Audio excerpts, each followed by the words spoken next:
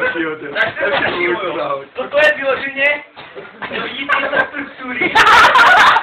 Je rysovaný ze starých pijám.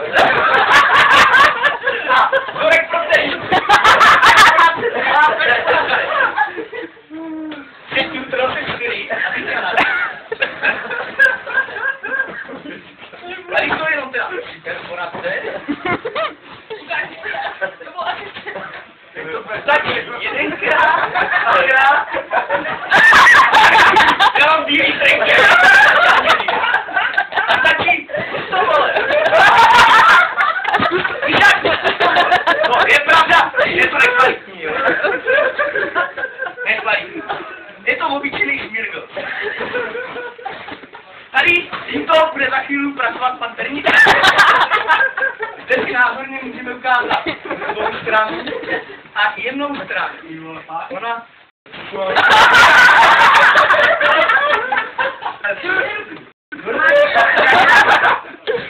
Šmirgl strana, lehká strana. 3 perforace. Jedenkrát. A dívej se, kvalita.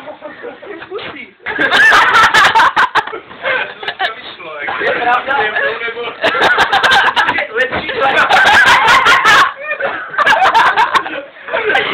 Mám tě. Já bych si koncepty. Nechceme plýtvat. Míši už dneska jednou došel.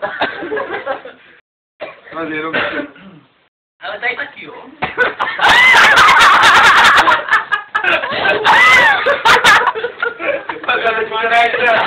Já mám strukturu tady. Je, bruk si lípečků. Znalec Jan Mazal. Jo? Hodně jemnej. Ale zde je šmirgl. Opravdu. To je druhé strany opravdu jemnější. Doporučuju přeložit a to jemnější. Lípečky se začínají to je opravdu jemný kvalita, ale ty to mají problém. Oni nasáknou vodu a jdou špatně spláchnout. To je ten, co mě No a teď se teda ukážu. Tam jsou obráčky vaří. A peříčka. Ale opět, utrhnu správně, 1, 2. To už mám taky starý. Máš 4. Nemáš 4? Ale tento je velmi kvalitní, neboť je v perforaci se cílem. Takže bych řekl, že úrovní perforace bych raději přeložil a nevytíral, neboť to může být opravdu těžký šmirgl. Ale beru, podívej se, on má fakt opravdu z jedné strany. A tady je hrubší. Jak jsou tam ty obláčky, tak je fakt hrubší, jo. A zase stačí, tady je teda problém s těma perforacama. Doporučil opravdu přes perforace. A tou perforací kvalita. Řekl bych minimálně rolíčka 5 korun, začal na 50. Ale počkejte, no vlastně,